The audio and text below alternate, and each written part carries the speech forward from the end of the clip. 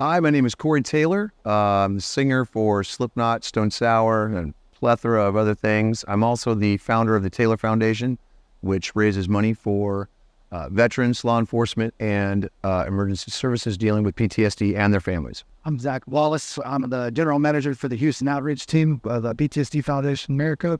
We work with combat veterans, law enforcement, first responders dealing with the effects of war and post-traumatic stress disorder, moral injury, and homelessness, addiction, you name it, we work with them on it. In 2019, I found myself alone on the side of the road. I had 2 pairs of clothes. I was also addicted to methamphetamine and heroin. I had done 3 combat tours, 4 deployments total with the United States Marine Corps, 3rd Battalion, 5th Marines. I was medically retired in 2014, about 6 months after the birth of my daughter. And I did not know how to be a person in society without the uniform. So from 2014 to 2018, got pretty heavily involved in substance abuse. And I just kind of went downhill. I hit the bottom of the barrel in May of 2019, and then I started to count.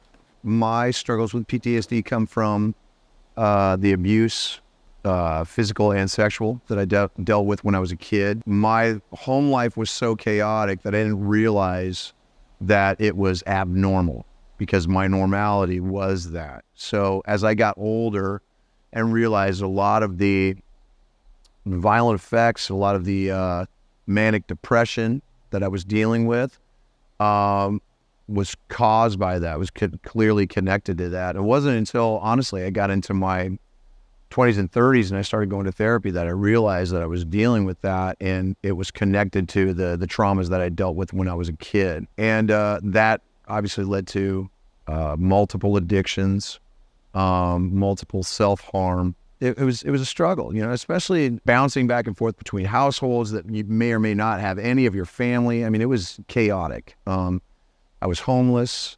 I somehow kind of put my life back together piece by piece. I had a really strong grandmother who was, one of the people who my foundation is actually named after, and she saved me. And she gave me the foundation and the kind of the bedrock to be able to kind of, if you pardon the term, get my shit together. I've just always looked after me and mine. And it's just been something that I've tried to put into everything that I've done, whether it's, Slipknot, Stone Sour, my solo run. It's always been with people who I'm family with. It's never felt business. It's never been professional. I've always surrounded myself with the people who I know can do the job, but I also want to work with and I want to take care of, and I want to make sure that I can help other people. The mission of the Taylor Foundation was very specific because of my grandfather, Claire Taylor, and my grandmother, Thelma Taylor. My grandfather was a veteran of the Korean War, suffered severe PTSD, came home, lapsed into an almost lifelong alcoholism. It was very debilitating. It destroyed my grandmother and his marriage, therefore destroyed the relationship that I had with him and that we all had with him, to the point where I didn't even realize this man who I would go and visit when I was younger was my grandfather. He was just this man who was either homeless or living in other people's places. As I got older, I started dealing with my own traumas and seeing how it can relate, and it spreads out to the family, to friends, and it slowly kind of erodes the relationships that we have with all of these things. It started to make me angry. And then that became a sense of purpose.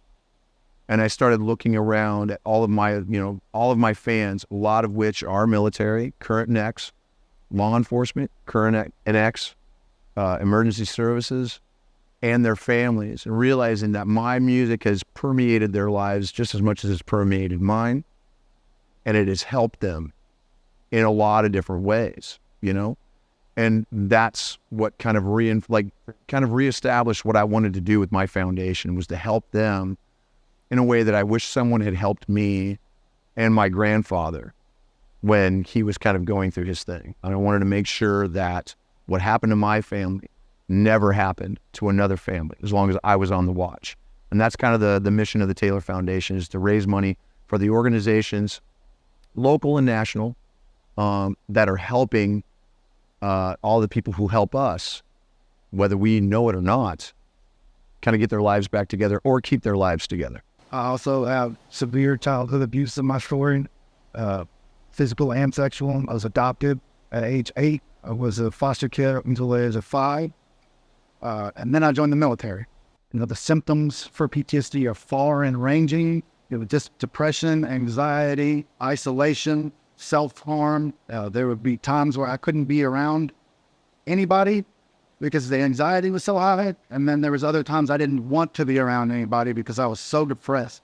In 2000, between 2017 and 2019, I tried to commit suicide 3 times, twice with a firearm and once an intentional overdose. You can only shove so much down, and it's going to come out one way or the other. You can feel the depression coming on. You can feel the detachment. I'm kind of dominated by emotion. And when that emotion cuts off, and it's one of the reasons why PTSD is almost misdiagnosed with borderline personality disorder so often, because it's a very, very thin line. And it's even hard for me to understand sometimes, but it's that disconnect that almost makes you feel like a different person. In that you're just trying to get back to that moment where you can feel like yourself, and that can spiral you if you don't know how to kind of prepare yourself and deal with it. So for me, it's feeling detached from the people I love, feeling detached from the people I would die for, and feeling like, and then that just kind of it stockpiles all of this guilt on top of you that makes it feel even worse. Luckily, I've been able to alleviate a lot of that guilt because of my foundation and the people who have my back. But it's still tough, man. I mean, it's an everyday issue, especially when you can feel it coming on and you just kind of have to ride it.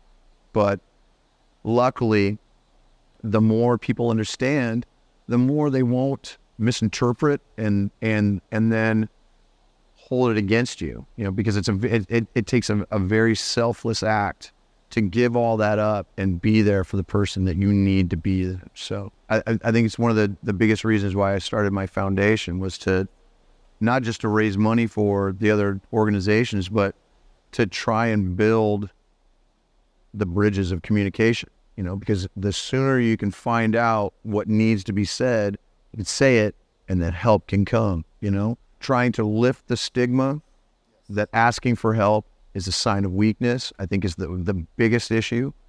A lot of people, especially in the military and whatnot, they're taught that, and they don't realize that you have to ask for help before you get it, because people don't know how to help if they don't know what help you need.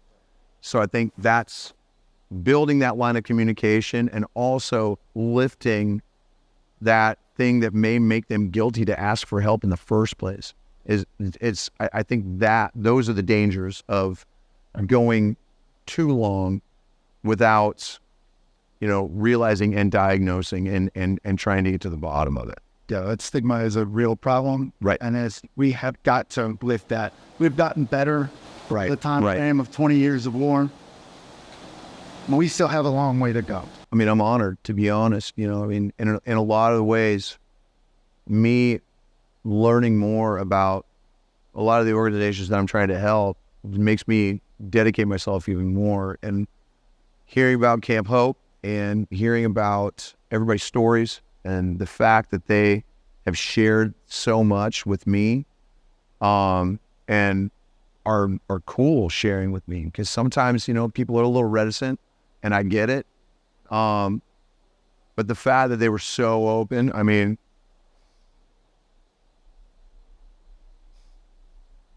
it means a lot. And I'm just very grateful for their time. So I'm just reinvigorated. I'm ready to go. So we're going to do some cool stuff together. First of all, thank you for everything. Second of all, I'm rooting for you. I'm pulling for you. I'm with you. If the Taylor Foundation can do anything to help this organization. It's going to, and I look forward to meeting everybody soon, and I mean that. So when I can, I will definitely have a visit, and we will. Maybe I'll bring a guitar with me, and I'll just sit down and play some shitty songs for you. It'd be great.